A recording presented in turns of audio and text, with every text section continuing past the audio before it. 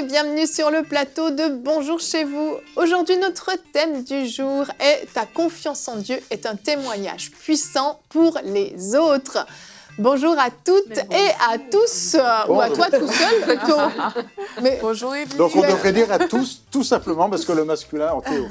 Effectivement, on va se soumettre à la loi grammaticale française, Jonathan. Bonjour à tous. Il faut être inclusif. Vous allez bien aujourd'hui? Oui, très bien. Super, aujourd'hui, donc nous allons parler de ce témoignage qu'on peut être pour les autres par notre attitude dans les moments de crise, dans les tempêtes, dans les épreuves qu'on peut vivre. Notre attitude à elle seule, en fait, peut parler plus que nos beaux discours d'évangélisation. Et on va voir avec toi, Anne, dans la rubrique Flashback, comment justement la famille Wesley a été tout un témoignage. Oui, ben, c'est ça. Je vais vous parler de John et Charles Wesley, qui sont les deux fondateurs du méthodisme et qui étaient des pasteurs, des gens tout à fait convertis, qui connaissaient la parole de Dieu, mais qui n'avaient pas fait cette rencontre intime, cette nouvelle naissance. Et c'est en voyant le témoignage puissant des Moraves qui gardaient leur calme dans la tempête qu'ils ont connu cet aspect merveilleux de la foi. Et qui, eux, sont devenus vraiment des généraux, finalement. Des généraux de Dieu. Qui ont transformé quand même le visage de la foi chrétienne pour pas mal de personnes, quand même. Mais on va pas tout dire, sinon les gens vont pas écouter. Restez avec nous. Moi, je serai là, Anne. Je reste. Annabelle est bon public. Anne, c'est comme un paquet de chips. Tu sais, quand tu l'ouvres, t'en prends 2, mais après, tu finis le paquet. Bon, alors, moi, j'ai donné les 2 chips. Allons-y pour le système paquet de chips. Avec moi, ça marche très bien, en tout cas. Donc Aurélie, on va commencer tout de suite cette émission dans la pensée du jour.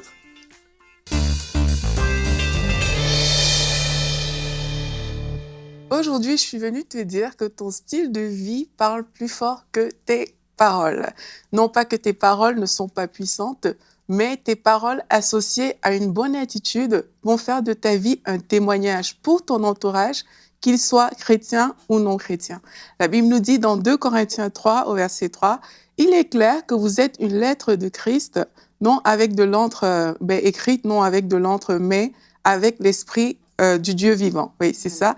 Donc, nous sommes une lettre de Christ, c'est-à-dire que lorsqu'on regarde à notre vie, on doit pouvoir déchiffrer un témoignage qui fait honneur à Jésus-Christ. Donc, notre vie doit donner envie aux autres, en fait, de suivre Jésus-Christ. La Bible nous dit, dans 2 Corinthiens 5, au verset 20, « Nous faisons donc les fonctions d'ambassadeurs pour Christ, comme si Dieu exhortait par nous. » Donc, réalisons que Dieu exhorte par nous, en fait. Ça veut dire que notre vie est un canal d'exhortation par excellence, par lequel Dieu passe pour parler, pour pouvoir s'exprimer. Donc, l'attitude qu'on va manifester, en fait, face aux pressions de la vie, face à différentes circonstances difficiles, va parler parfois plus fort que toutes les bonnes exhortations qu'on peut donner par notre bouche. Une bonne attitude associée à la parole de Dieu va tout simplement nous donner de la crédibilité, même lorsqu'il va falloir s'exprimer, lorsqu'il va falloir parler, en fait. Ainsi, par notre attitude et notre style de vie, on doit pouvoir devenir un message qui est digne du royaume de Dieu. Lorsqu'on regarde dans la Bible, on regarde l'histoire des hommes de Dieu qui ont marqué des générations. On voit l'histoire d'Abraham, de David, de Daniel, de Paul, des disciples. On voit que leur histoire, en fait, a été retranscrite dans la Bible pour nous servir d'exemple parce qu'ils étaient des bons messages, en fait. Et aujourd'hui, moi, j'aimerais vous poser une question. Est-ce que si on regarde à votre vie, est-ce que si on regarde à la façon dont vous gérez les circonstances difficiles, on pourrait se dire, OK, s'il fallait réécrire la Bible aujourd'hui, son histoire pourrait figurer dans la Bible pour servir d'exemple. Donc, il faudrait qu'on puisse dire, moi, je veux être le modèle pour ma génération. Il faut que lorsque les personnes me voient, mais elles voient tout simplement quelqu'un qui a cette foi en Dieu, qui donne envie aux autres de dire, OK, lorsque je regarde à cette personne, moi, j'ai envie vraiment de ressembler à cette personne et d'avoir le même type de relation que cette personne a avec Dieu. Et la Bible nous donne plusieurs exemples. Comme je disais, on a Pierre et Jean, par exemple, dans Acte 4, lorsqu'ils ont eu à se défendre auprès du Grand Conseil, la Bible dit que lorsqu'ils virent, en parlant du Grand Conseil, l'assurance et la hardiesse de Pierre et de Jean, les membres du Conseil furent étonnés, sachant que c'étaient des hommes du peuple sans instruction. Ça veut dire que leur attitude a juste créé l'étonnement auprès des personnes, en fait, devant lesquelles ils se défendaient. Donc, ça veut dire que quand on a vu, comme on dit, l'assurance, la hardiesse, c'est par leur assurance et leur hardiesse qu'ils ont créé cet étonnement. Pareil avec Paul, qui, lorsqu'il était en prison, il a dit dans Éphésiens 6, au verset 19, il dit « Priez pour moi afin qu'il me soit donné, quand j'ouvre la bouche, de faire connaître hardiment et librement le mystère de l'Évangile pour lequel je suis ambassadeur dans les chaînes et que j'en parle avec assurance comme je dois en parler. » Il était en prison, mais ce qui l'intéressait, c'était d'avoir la bonne attitude, c'est-à-dire l'assurance qui permet de véhiculer le message de Christ. Bien sûr, Jésus est notre modèle par excellence. Lui, c'est le message, en fait, et de la même manière, en fait, que Jésus a toujours eu la bonne attitude, que les disciples ont eu cette bonne attitude à différents moments, mais nous aussi, on doit avoir cette attitude qui donne le bon message parce que notre style de vie parle plus fort parfois que nos paroles. Amen, merci Aurélie.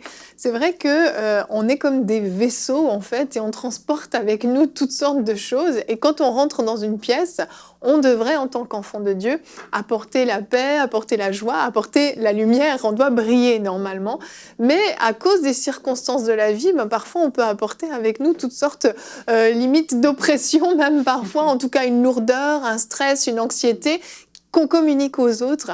Et quand on réalise en fait que cette attitude auprès des incroyants, cette attitude de paix, de grâce qu'on peut avoir sur nous, va être vraiment un témoignage puissant qui va faire dire aux gens, mais toi, il y a quelque chose de spécial. Comment ça se fait que tu réagis comme ça dans cette situation, intrigué au point où ça va pouvoir ouvrir en fait une brèche dans les cœurs parfois les plus durs pour que le message de l'Évangile puisse ensuite rentrer. Donc oui, notre attitude parle beaucoup, souvent plus que nos mots.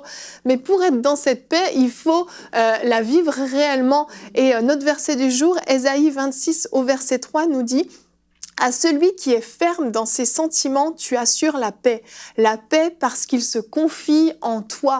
Nous avons une assurance en Dieu qui nous donne une paix qui surpasse même toute intelligence et qui nous permet de maîtriser nos émotions, nos sentiments qu'on peut vivre à ce moment-là parce qu'ils sont fixés sur ce que dit la parole de Dieu et non sur toutes ces circonstances pour éviter finalement de faire semblant d'être bien et d'être en paix. Moi, je me souviens d'une fille qui ne connaissait pas le Seigneur et elle avait une collègue qui passait par des moments difficiles et en fait, elle s'est approchée d'elle pour pouvoir l'aider, pour pouvoir la soutenir. Elle s'est dit, elle passe par des moments difficiles, je vais aller l'aider. Et en fait, la personne elle-même était chrétienne et elle passait par des moments difficiles, elle était chrétienne et elle a amené la personne qui voulait l'aider au Seigneur dans ses difficultés. Et comme elle avait raconté ça, c'est sûr, ça m'a fait sourire. Elle dit, je pensais que c'est moi qui allais l'aider vu que c'était une situation compliquée, mais au final, c'est elle qui m'a apporté le salut. Et je lui ai dit, dans la difficulté, elle a su transmettre le message de l'Évangile. Mais par contre, c'est sûr, faut quand même faire attention. Après, en tant que chrétien, oui, on veut être un témoignage pour les autres, mais on veut pas non plus se tromper de combat, en fait.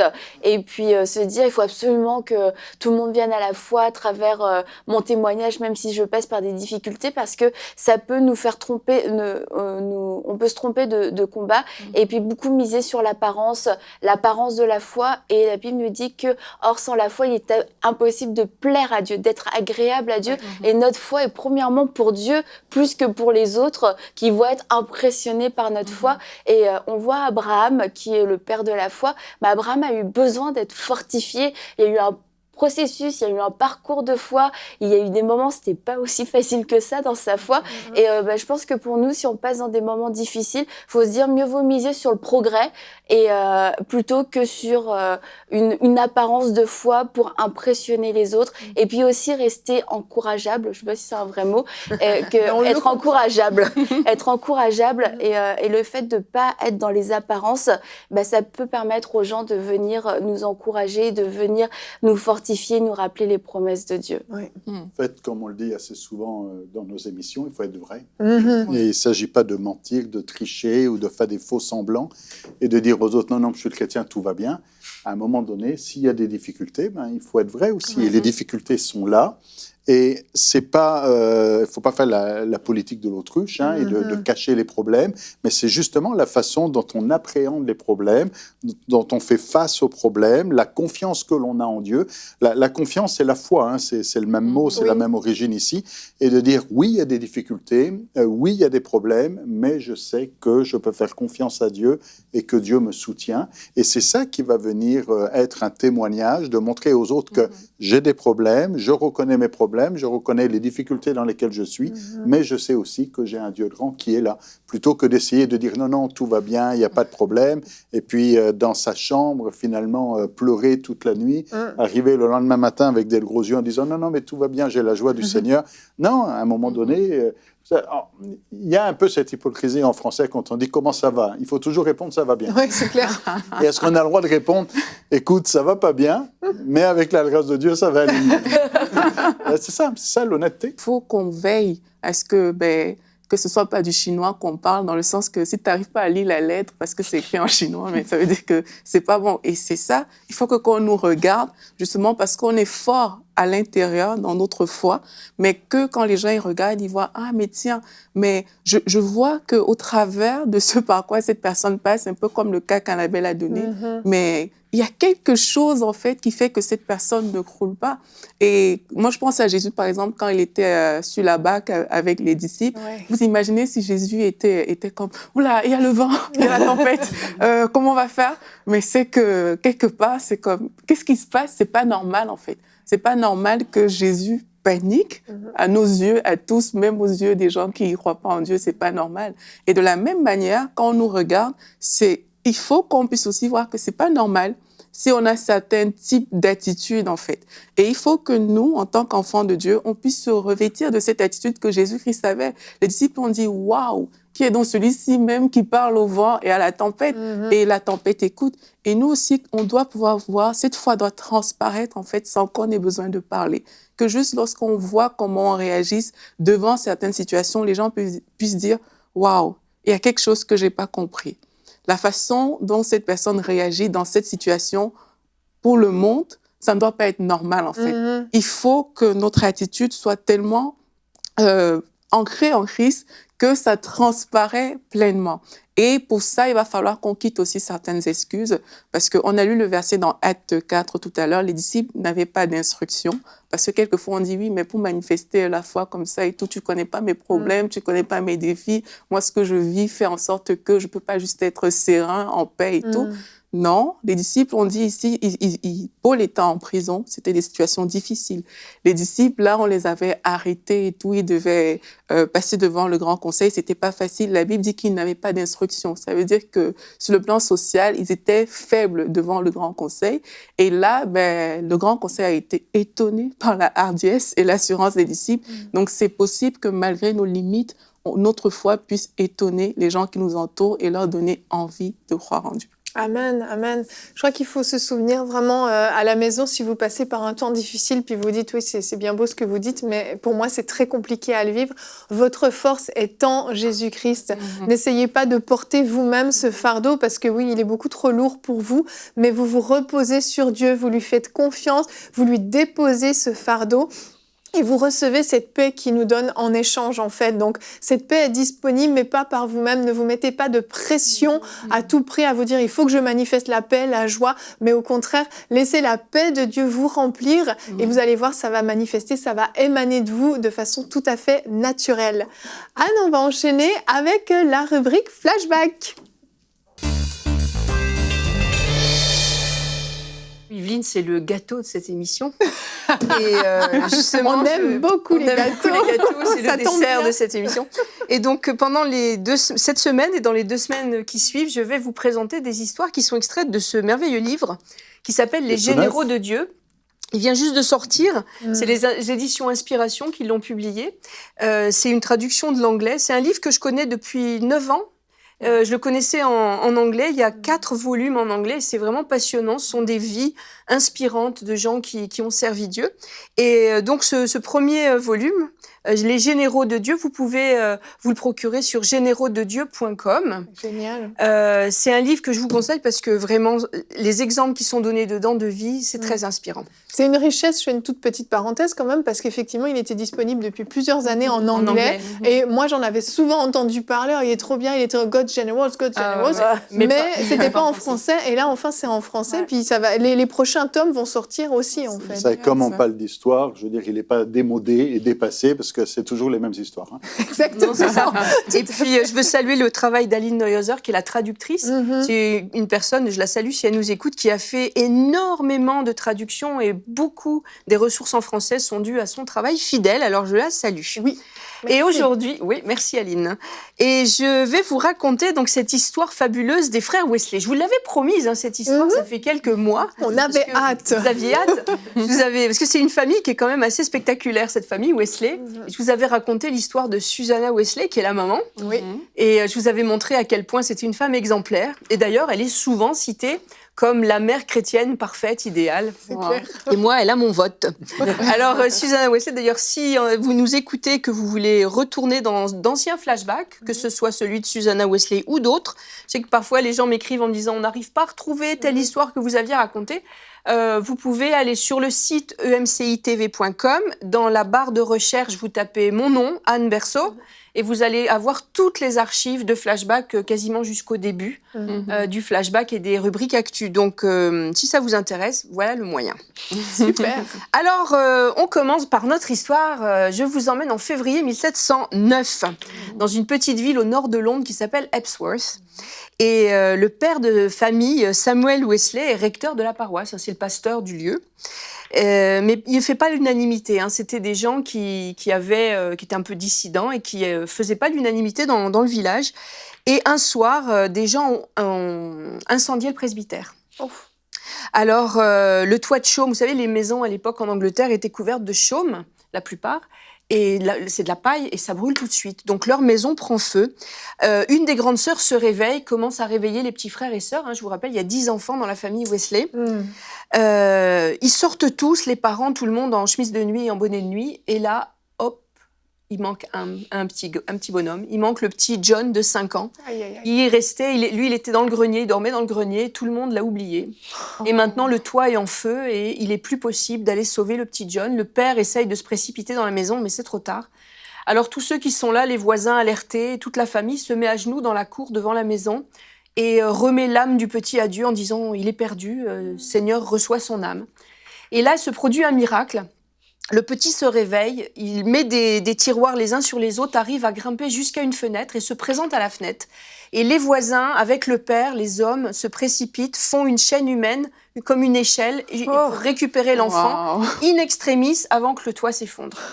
Et C'est sa trop de mère... suspense pour Annabelle, déjà. Oh là là, j'ai des frissons. Mais tu savais qu'il s'en sortait, John. Oui, mais on ne savait pas comment. Et sa mère, Susanna, donc cette mère idéale, serre son fils dans ses bras en disant ces paroles qui vont rester à la postérité. Dieu l'a sauvé pour un grand destin. Et c'est exactement ce qui va se produire. Amen. Alors, notre petit John va devenir effectivement un puissant instrument, on le voit là en illustration, un puissant instrument dans les mains de Dieu pour amener le réveil de foi en Angleterre et au-delà de l'Angleterre, même en Amérique et dans bien des endroits. Certains historiens disent même que John Wesley, par tout son travail en feu pour Dieu, a épargné à l'Angleterre le sanglant destin de la Révolution. Parce que, vous le savez, dans la fin du XVIIIe siècle, il y a la France qui a été complètement ravagée par la Révolution française. Hein. Mais pas seulement la France, il y a eu d'autres pays qui ont été très secoués dans les premières années du XIXe siècle. Il y a eu des révoltes un peu partout en Europe. Et l'Angleterre est restée de façon surprenante très paisible.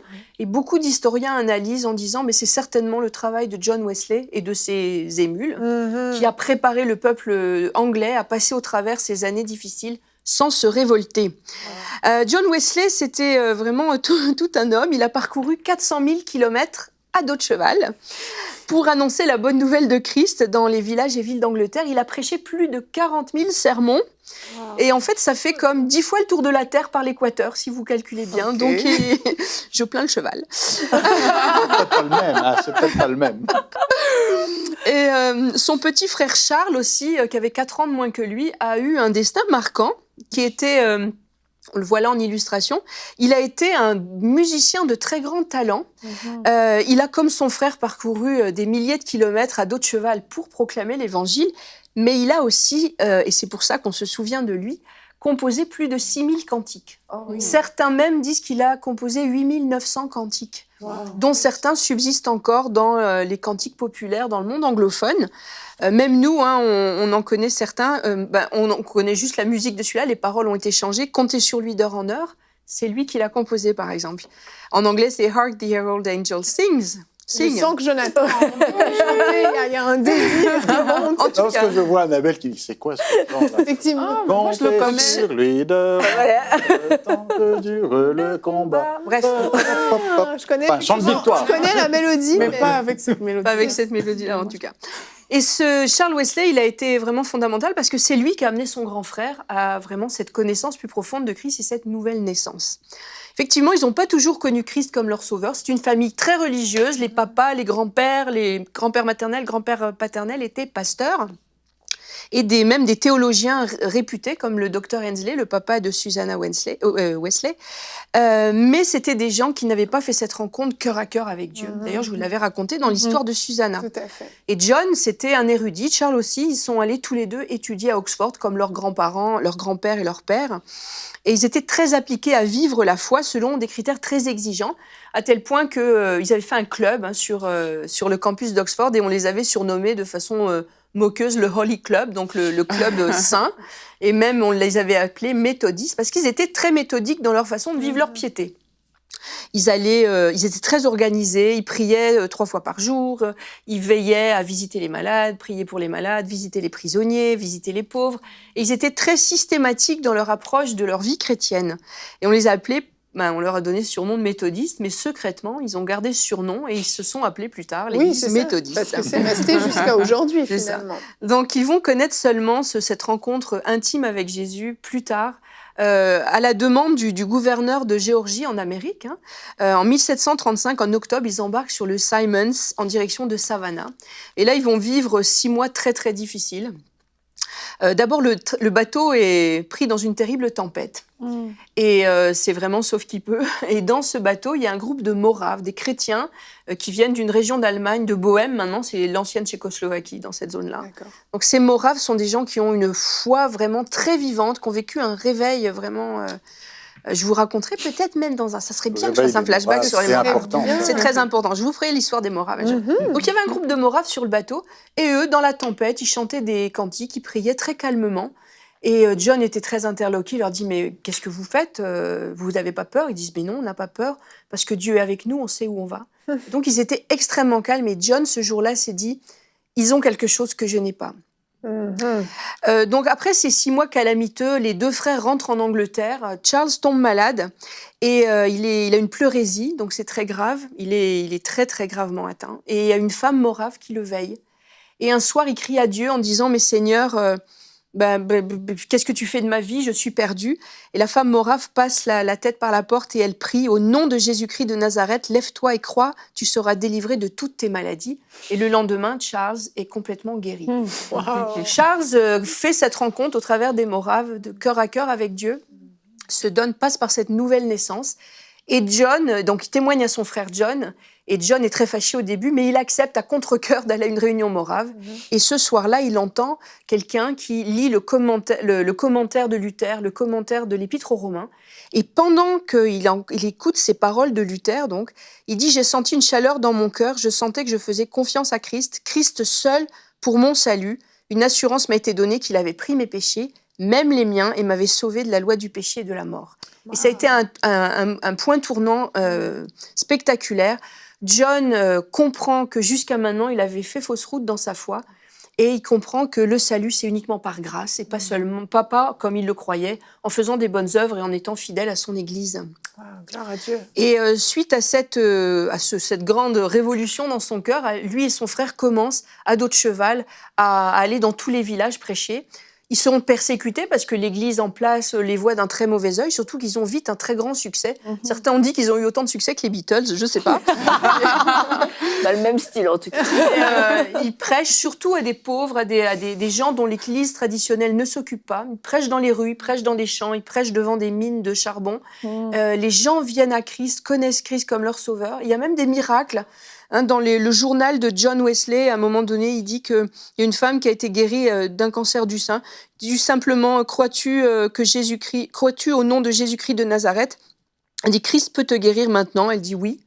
Simplement oui. Et la femme a été guérie. À un moment donné aussi, il est tombé malade, John, et un de ses collègues, Mr. Merrick, est tombé aussi malade. Et John Wesley a guéri très rapidement, mais le monsieur Merrick est mort.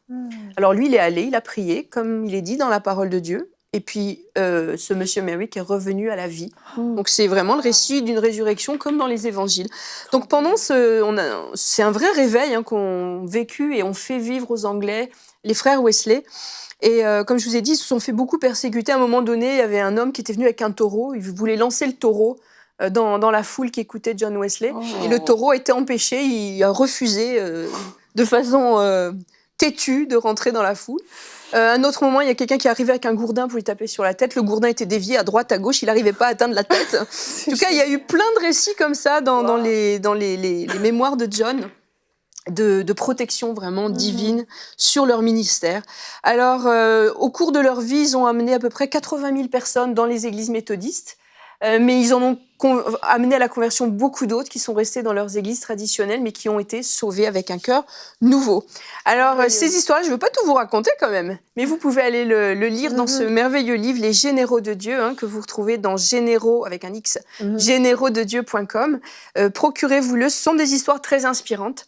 Moi, elles m'ont inspirée, et puis je ne me lasse pas de lire des biographies de gens qui ont servi puissamment dans les mains de Dieu, parce que c'est des modèles pour notre foi, et puis si eux l'ont vécu, il n'y a aucune raison que nous ne le vivions pas. Exactement. Merci Anne. Dans les prochaines semaines, tu vas nous faire d'autres rubriques flashback en lien avec ce livre qui est, comme on le disait, une belle pépite de biographie, en fait, de récits de ce que ces hommes et ces femmes de Dieu. Est-ce qu'il y a des femmes dans ce livre? Pas dans celui-là, mais dans d'autres volumes de God's Generals que j'espère. Oui, c'est en cours de traduction, Anne. Certainement. Mais en tout cas, dans ce volume-là, pour l'instant, il n'y a que des hommes. Enfin, on parle de Susanna quand même, mais c'est ça. Et la semaine prochaine, je vous raconte Francis Asbury, qui est un de leurs disciples. C'est pas Jonathan, non, c'est Francis Asbury la semaine prochaine. La semaine prochaine, c'est Francis Asbury. Et après, je vous raconterai encore. Je peux être là. On verra, Annabelle. À voir sur EMJ. Ne manquez aucune miette. C'est Annabelle, tu es ma fan numéro 1. Merci Anne, en tout cas, c'est toujours un plaisir tes rubriques flashback. Merci pour ton travail pour la francophonie. Tu es précieuse pour la francophonie et pour Bonjour chez vous et donc pour moi. Merci beaucoup, merci pour En tout cas, tu n'as pas manqué un seul de mes flashbacks depuis le début. Aucun, tu vois, je suis ma plus fidèle. Je suis sa plus fidèle, Annabelle. Merci beaucoup, Anne. Et oui, comme Anne l'a dit en début d'émission, si vous aimez les rubriques flashback ou actu de Anne, vous pouvez les retrouver effectivement en replay sur mcitv.com. Vous êtes nombreux à vouloir les réécouter, puis en fait, on oublie vite ces histoires extraordinaires et ça vaut le coup d'aller les réécouter, donc n'hésitez pas. Vous pouvez retrouver d'ailleurs toutes nos émissions sur le site. Nous allons nous retrouver demain. Notre thème sera « Fais l'expérience de sa présence ». On va vous exhorter à être encore plus proche du Seigneur. Et nous aurons encore notre invité, Samuel Grondin, qui sera avec nous, qui va faire la pensée du jour. Pasteur, j'ai une question, et qui va nous présenter son livre dans la rubrique Culture et Médias. Une belle journée en perspective qui nous attend demain. Alors, bonjour chez vous.